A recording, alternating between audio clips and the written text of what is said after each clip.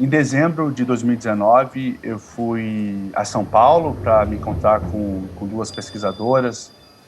Este é o Davi Nemer, um pesquisador brasileiro que mora no exterior há 14 anos. Ele dá aula na Universidade de Virgínia, nos Estados Unidos. O Davi conta que não esperava que uma simples reunião de trabalho se tornasse um pesadelo. No final da minha viagem, eu chequei meu e-mail e vi um e-mail estranho. Quando eu fui abrir, era uma ameaça falando que sabiam que eu estava em São Paulo e que era melhor eu ter cuidado. O e-mail também incluiu uma foto do Davi comprando uma água no Parque de Ibirapuera, em São Paulo. Ele tinha ido ao parque alguns dias antes. E eles tiraram uma foto que mostrava as minhas costas. Ou seja, é uma foto que mostra a minha vulnerabilidade. E qualquer um pode chegar pelas minhas costas e fazer o que quiser. Davi é cientista da computação e desde 2018 monitora grupos de política no WhatsApp. Ele escreve artigos científicos explicando como estes grupos espalham informações falsas pela internet. É por conta deste trabalho que ele tem sido ameaçado. E ali, Mariana, foi como se tivesse levado um murro no estômago. Eu não sabia o que fazer, porque quando você leva uma pancada no estômago, você está totalmente indefeso, sabe? Eu peguei minhas coisas, peguei um táxi e fui direto para o aeroporto, porque eu queria pegar o primeiro voo para ir embora.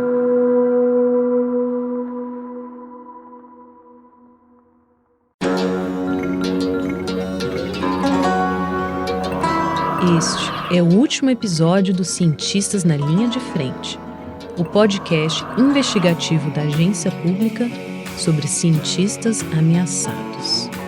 Meu nome é Mariana Simões e ao longo desta série já conhecemos diversas histórias de perseguição.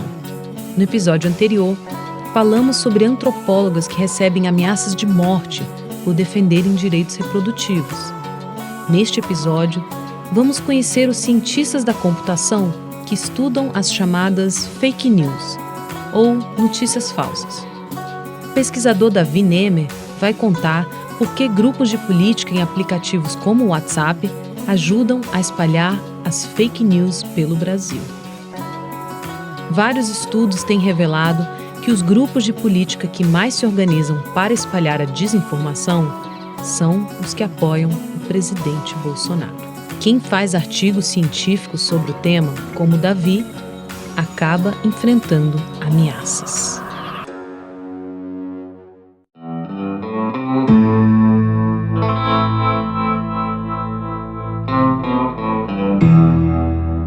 Eu sou de Vitória, do Espírito Santo. Eu nasci e fui criado lá. Davi é um pesquisador e professor de 36 anos. Ele tem o cabelo curto, usa barba e é uma pessoa simpática. Davi adora viajar e tem um espírito aventureiro. Eu sou considerado a ovelha negra da família, praticamente. Sou o único que moro fora. Apesar de morar no exterior há muitos anos, o Davi pesquisa o mundo cibernético brasileiro. Ele sente que seu trabalho é como uma missão. E eu tenho como meu dever tentar mitigar o máximo possível todo o mal que a tecnologia pode causar na nossa sociedade. Davi estuda o uso da tecnologia nas comunidades de Vitória, no Espírito Santo. E ele também monitora grupos de WhatsApp que divulgam informações falsas no Brasil. Usando a ciência da computação, ele desvenda o caminho da desinformação no mundo virtual. Mas o que é fake news exatamente? Fake news. Tá aí uma expressão que tá na moda. Direto do seu canal no YouTube, este é o professor de jornalismo Ivan Paganotti. Em alto e bom som, fake news são publicações com informações comprovadamente falsas, que viralizam nas redes sociais e imitam o estilo jornalístico para enganar as pessoas e que não têm autoria clara. E o palco disso tudo é a tela do seu computador e do seu telefone celular. O problema é que as fake news espalham mais rápido que notícias de verdade. O Instituto de Tecnologia de Massachusetts, nos Estados Unidos, analisou mais de 126 mil postagens no Twitter entre 2006 e 2017. O estudo concluiu que as informações falsas têm 70% mais chance de viralizar que as notícias verdadeiras. e alcançam muito mais gente. O Davi explica que a fake news conquista as pessoas pelo lado emocional. Por exemplo, com a fé. Você acredita em Deus, o outro acredita em Oxum. Como é que você vai provar que um é melhor que o outro na fé? Não tem como. Porque a fé é emoção, né? É um sentimento que vai além do racional. Fake news é a mesma coisa. Pois é. Já tentou explicar para alguém que algo que ela recebeu no WhatsApp era falso e mesmo assim ela acreditou naquilo? Aliás, rola muita fake news em aplicativos como o WhatsApp. E no Brasil, esses aplicativos de mensagem viraram uma ferramenta política. Cientistas da computação, como o Davi, dizem que grupos do WhatsApp que apoiam o presidente Bolsonaro tendem a produzir mais desinformação do que outros grupos de política. Ele diz que isso se tornou claro nas últimas eleições presidenciais. Tinha um padrão comportamental ou um padrão de uso de tecnologia que estava sendo usado para fins eleitorais e a favor, vamos dizer assim, do Bolsonaro. Durante as eleições de 2018, 3 agências de jornalismo que se dedicam a checar fatos examinaram várias fake news. Elas descobriram que dos 123 boatos que estavam circulando pelas redes, 104 beneficiaram Bolsonaro.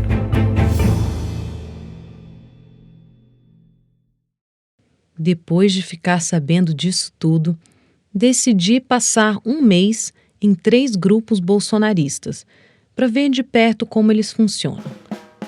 Todo dia chegavam centenas de mensagens, vídeos glorificando a época da ditadura com marchas militares. Também chegavam memes dizendo que a esquerda vai transformar o Brasil em uma ditadura comunista. Teve até um vídeo do Bolsonaro xingando o jornalismo da Globo. Vocês não prestam! A Rede Globo não presta! Você destrói a família brasileira, destrói a religião brasileira! Vocês são uns caras, cala a boca!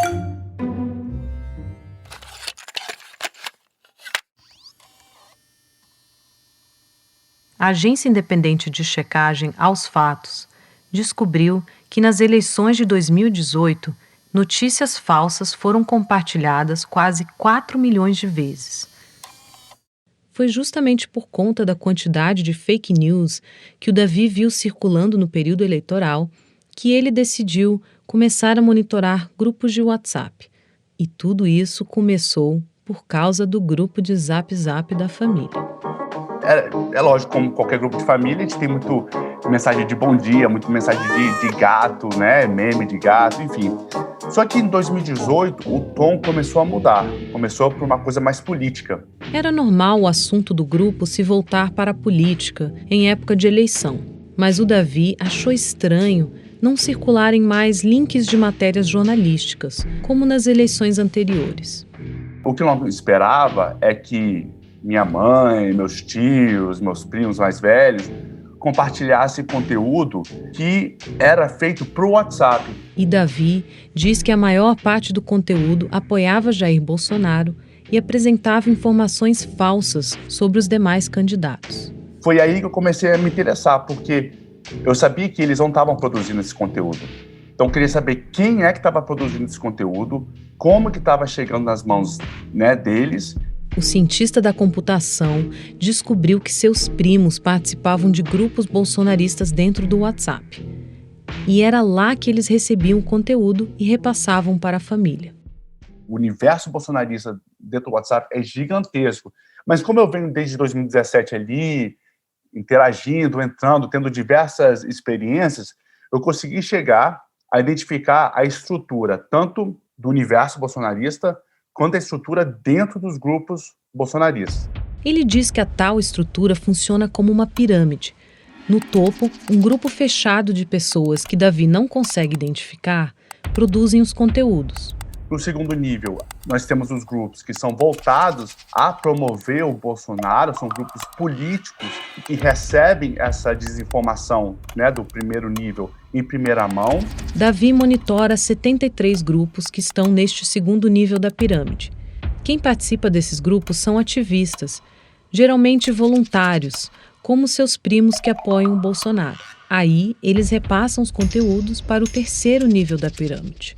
O terceiro nível são os grupos de família, de futebol, da igreja, enfim, os grupos pessoais, vamos dizer assim. As informações falsas que chegam no grupo da família podem influenciar um voto ou convencer alguém de que outra pessoa não presta. A mentira é uma arma poderosa e, por isso, tem muita gente querendo descobrir quem está no topo dessa pirâmide. O Senado e a Câmara instalaram aqui a CPI mista de combate às fake news. Em abril de 2019, o Congresso criou uma comissão para investigar notícias falsas. Quem está falando agora é o presidente da comissão, o senador Ângelo Coronel, do PSD. As fake news que são um câncer para a sociedade brasileira. Imagine você ter o seu nome depreciado numa rede social, numa mensagem de zap, e você não saber quem é essa pessoa que foi o autor dessa mensagem. Nós vamos agora, com essa CPI, investigar quem são os autores e puni-los com prisão. No ano passado, a Polícia Federal começou outra investigação. Desta vez, para descobrir quem está por trás das campanhas agressivas de desinformação nas redes sociais contra instituições como o Supremo Tribunal Federal. A investigação ainda está em curso, mas já se descobriu que o governo de Jair Bolsonaro está envolvido. Segundo o inquérito, aliados do presidente formam o que foi batizado de Gabinete do Ódio. Eles são um grupo de assessores dentro do Palácio do Planalto que criam campanhas de informações falsas para atacar adversários nas redes sociais. Inclusive, 2 filhos do presidente, Carlos e Eduardo Bolsonaro, estão sendo investigados por um suposto esquema de fake news.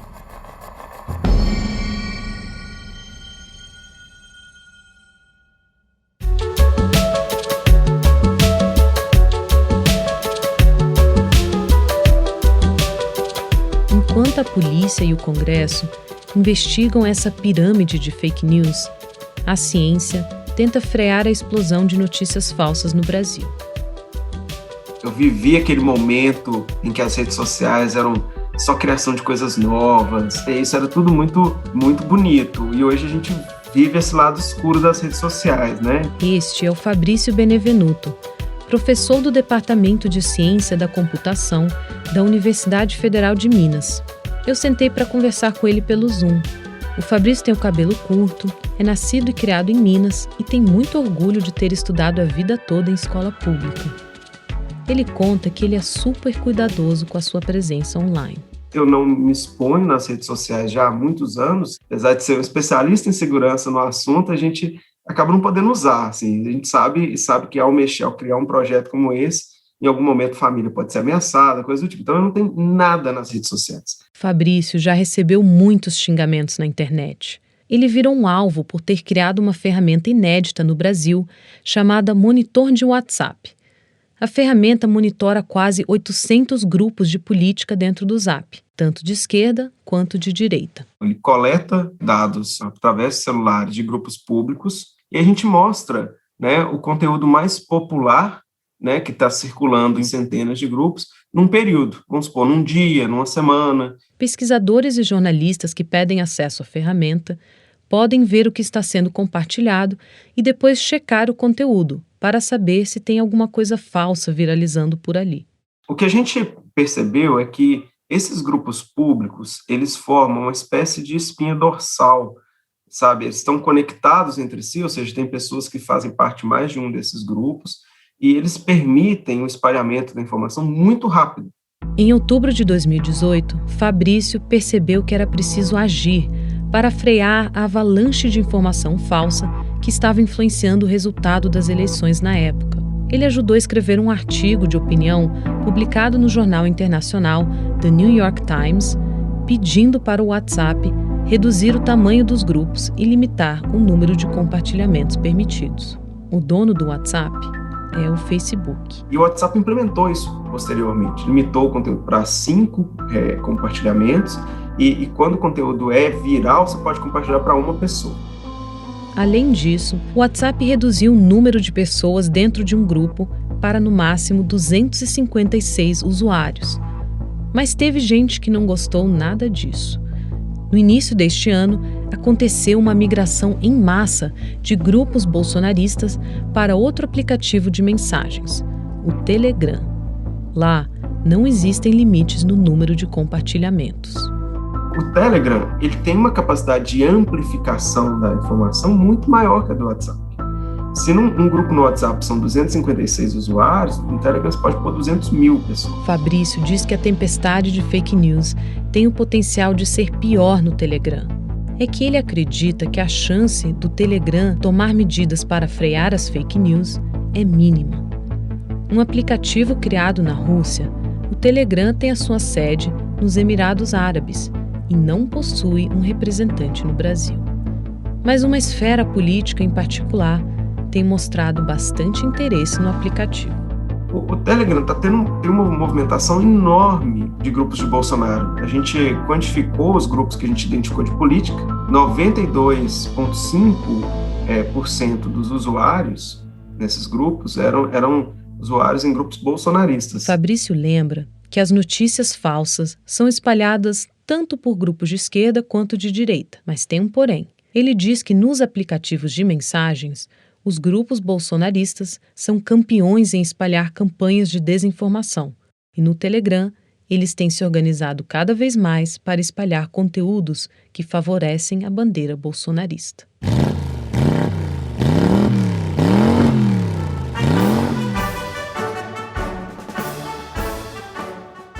Conversei pelo telefone com um dos organizadores destes grupos bolsonaristas. Um senhor aposentado de 62 anos, Antônio Carlos Rodrigues já trabalhou no mercado financeiro, mas hoje ele passa a maior parte do seu tempo administrando 6 grupos bolsonaristas no Telegram. Eu perdi 30 anos da minha vida com esses malditos comunistas. E de uma forma ou de outra, eles atrasaram nosso país. Antônio Carlos diz que virou bolsonarista porque acredita que o Partido dos Trabalhadores arruinou o Brasil. Eu luto arduamente para que isso seja uma coisa muito distante de todos nós. Conheci o Antônio Carlos em um grupo chamado Presidente Bolsonaro.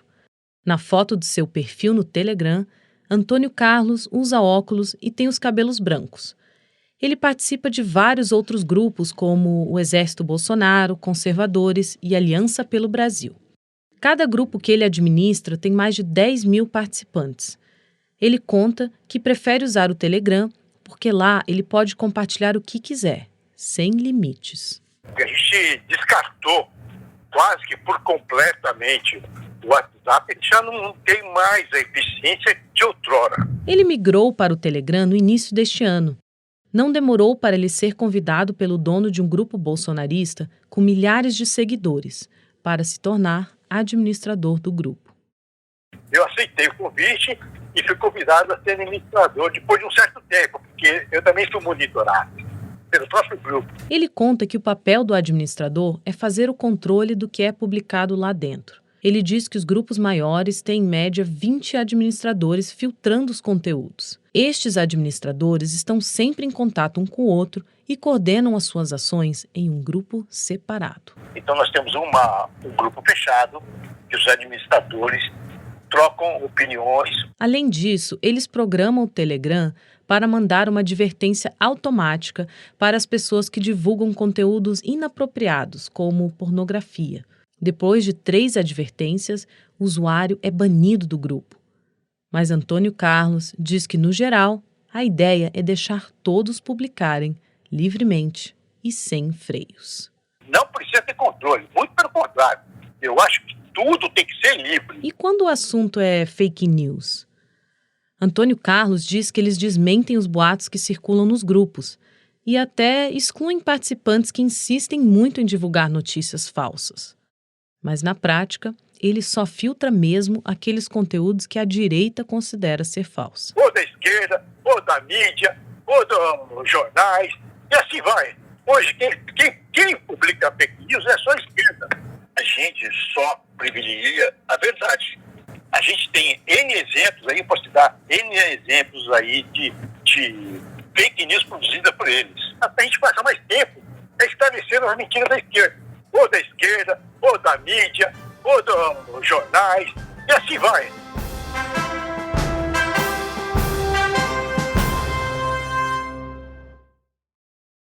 Parece que o Antônio Carlos vive em um mundo onde a verdade não é definida pela ciência ou pelos fatos, mas sim pelos apoiadores do presidente Bolsonaro. Para entender melhor este universo, conversei com uma professora da Universidade Federal do Rio de Janeiro, a UFRJ, que estuda o Telegram. Meu nome é Rosemarie Santini, as pessoas costumam me chamar de Marie. Marie descreve o Telegram como uma máquina de propaganda da extrema-direita. Ela diz isso porque o aplicativo é usado para direcionar apoiadores para outros sites, canais de YouTube e páginas de redes sociais que apoiam os ideais da ultradireita, e não para sites jornalísticos que usam fatos e dados. Eu acho que um dos objetivos principais é mostrar assim, olha, não veja o mundo pelos livros que são ensinados nas escolas ou pelos relatos da imprensa tradicional. Eles mentem para você. Então, assim, se você quiser conhecer a verdade, você precisa ir para meios alternativos e estar conectado com a gente. E aí eles constroem uma realidade paralela, que inclui valores, mas inclui versão dos fatos também. Marie coordena um laboratório de pesquisa dentro da UFRJ chamado NetLab. Ela estuda redes sociais e monitora 1.500 grupos de Telegram. Eu estou sempre estudando o lado escuro da internet e os problemas que são colocados para o campo da comunicação.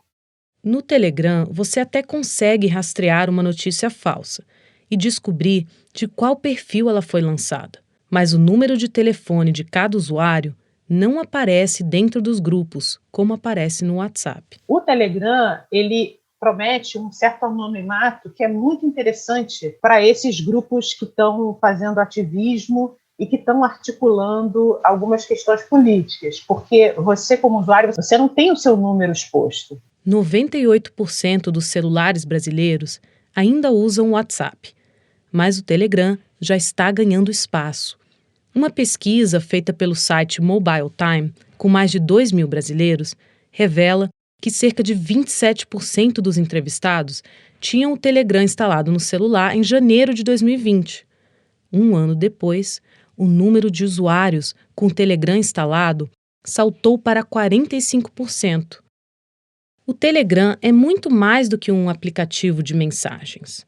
Ele é também uma rede social complexa e inclui até canais de transmissão que funcionam como uma TV ou rádio. Com tantas possibilidades, Marie diz que o Telegram é um terreno fértil para divulgar notícias falsas. O Telegram permite automação, ele não tem limite de canais, tem essa questão do anonimato e desconheço qualquer política de tentar mitigar a desinformação no Telegram. Com as eleições presidenciais se aproximando em 2022, Marie teme a chegada de uma onda ainda maior de fake news e desta vez pelo Telegram. Eu estou assustada, eu estou bem preocupada com o que vai acontecer. E eles estão cada vez mais usando essas novas ferramentas que as pessoas, primeiro, abrem o WhatsApp e o Telegram, sei lá, acho que uma última estatística que eu vi é 200 a 300 vezes por dia. Então, eu estou bem preocupada, assim, eu acho que a máquina que eles têm é bem poderosa.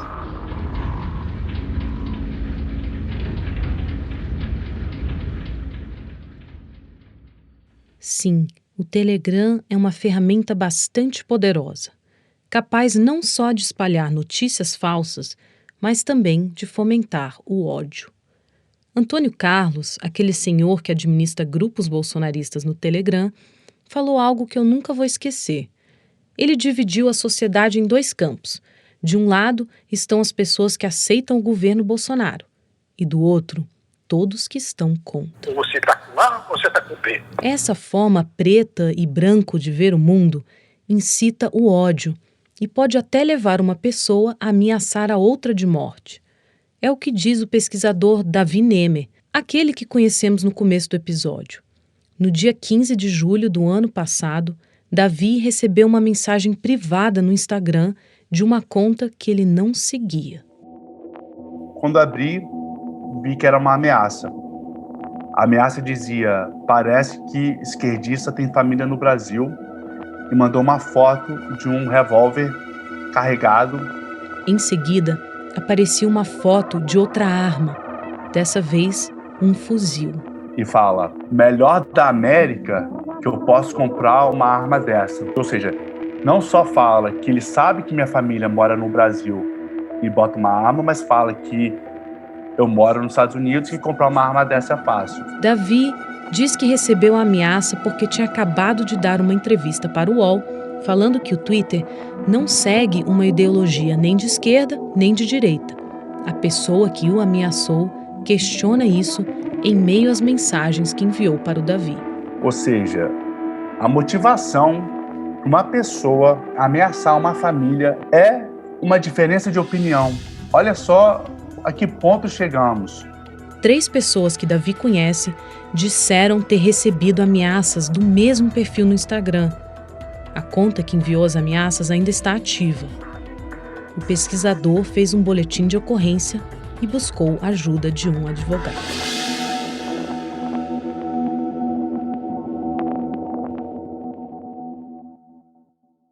A máquina que tem melhor. A Controladoria Geral da União instaurou um processo contra 2 professores universitários que criticaram o presidente Jair Bolsonaro. Os cientistas não são os únicos enfrentando ameaças.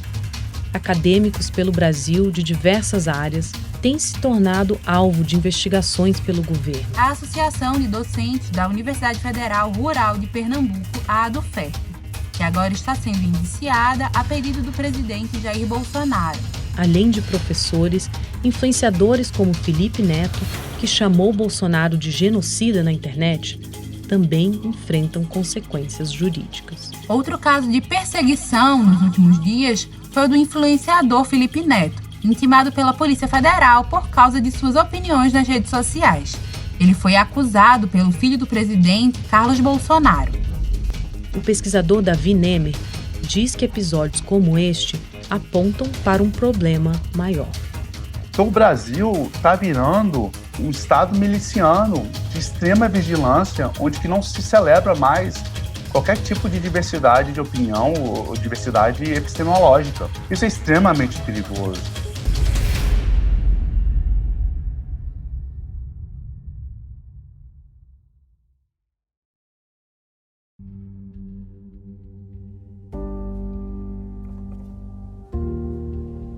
Professores pelo Brasil sofrem represálias por usarem, por exemplo, palavras como fascismo na sala de aula. A palavra tem sido muito usada para criticar o governo de Jair Bolsonaro. Em junho deste ano, um grupo de professores e alunos no Ceará tiveram que depor na Polícia Federal por supostamente fazer parte de um grupo antifascista na época da eleição. 4 professores e 5 estudantes de filosofia da Universidade Estadual do Ceará foram intimados pela Polícia Federal nessa semana para prestar esclarecimentos sobre aulas e palestras antifascistas realizadas na universidade em outubro de 2018, em plena campanha eleitoral. Reportagens como esta, da jornalista Mônica Bergamo para a Band News, revelaram que a denúncia foi feita por alunos bolsonaristas. Luciano Teixeira Filho, um dos professores intimados, me disse pelo WhatsApp que não faz parte de um grupo antifascista. Ele me contou que apenas realizou uma aula no pátio da escola sobre nazismo e se manifestou publicamente contra a ascensão do fascismo na época das eleições. Ou seja, foi pura análise acadêmica da questão. Mas esses alunos pegaram essa aula e disseram que nós formávamos uma organização de polícia ideológica, uma organização criminosa, está na denúncia, de polícia ideológica. Não pude acessar o processo, mas uma das advogadas que está acompanhando o caso me disse pelo telefone que todos os professores foram ouvidos na delegacia da Polícia Federal em Fortaleza e que esperam que o inquérito seja arquivado. Mas o mais triste disso tudo é que essas intimações atravessam vários campos do conhecimento. O Instituto de Pesquisa britânico Latin American Bureau criou um grupo de apoio para acadêmicos ameaçados no Brasil, que já tem mais de 300 membros. Enquanto surgem núcleos de apoio como este, o país fica cada vez mais dividido em campos ideológicos. Grupos que causam divisões na sociedade e radicalizam as pessoas são tão eficientes que, quando alguém sofre uma ameaça, em vez de oferecer apoio, muitas tendem a fazer aquela velha pergunta: mas de que lado você está?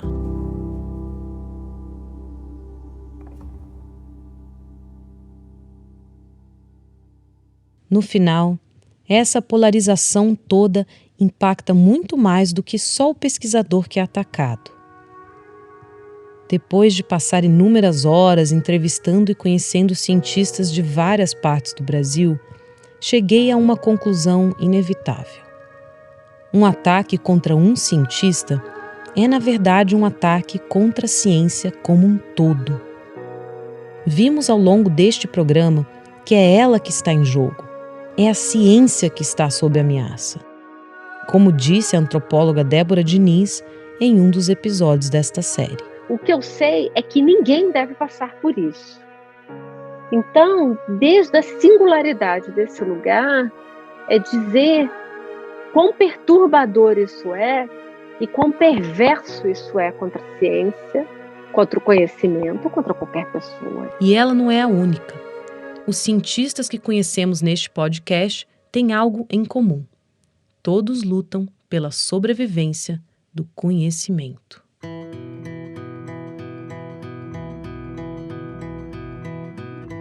Eu sou Larissa Mies Bombardi, eu sou cientista e, antes de tudo, eu sou mulher e mãe. E ser cientista, mulher e mãe é estar comprometida com o futuro do planeta. Eu sou José Augusto Morelli, sou analista ambiental do IBAMA. Eu sou aquele servidor que, em 2012, multou o então deputado federal Jair Bolsonaro, e fiz isso não só por um dever funcional, como também porque isso faz parte da minha luta contra a degradação ambiental que o país vem sofrendo já há décadas e que se exacerbou nos últimos anos. Eu sou Marcos Lacerda, sou um cientista brasileiro. O cientista não é diferente do jornalista. Eles estão em busca da verdade. Nós descobrimos a verdade fazendo uma pesquisa clínica, indo até a bancada, testando coisas. E o resultado, seja o que for, ele vai ter que ser publicado.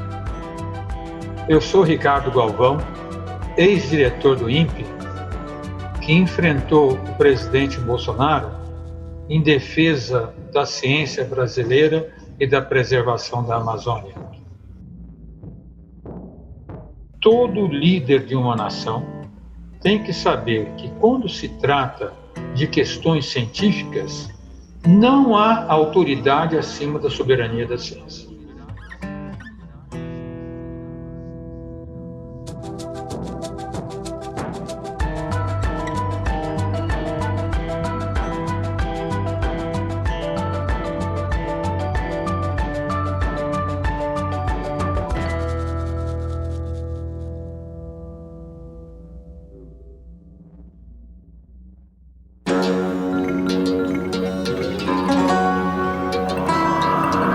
Este foi o Cientistas na Linha de Frente, um podcast investigativo da Agência Pública sobre cientistas ameaçados.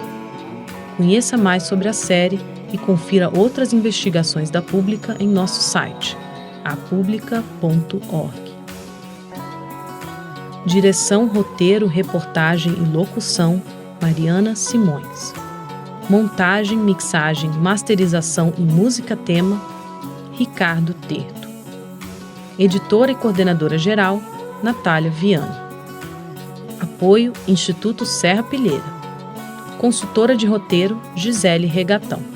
Este podcast usou trechos de áudios da TV Brasil, Jovem Pan, Brasil de Fato e Band News.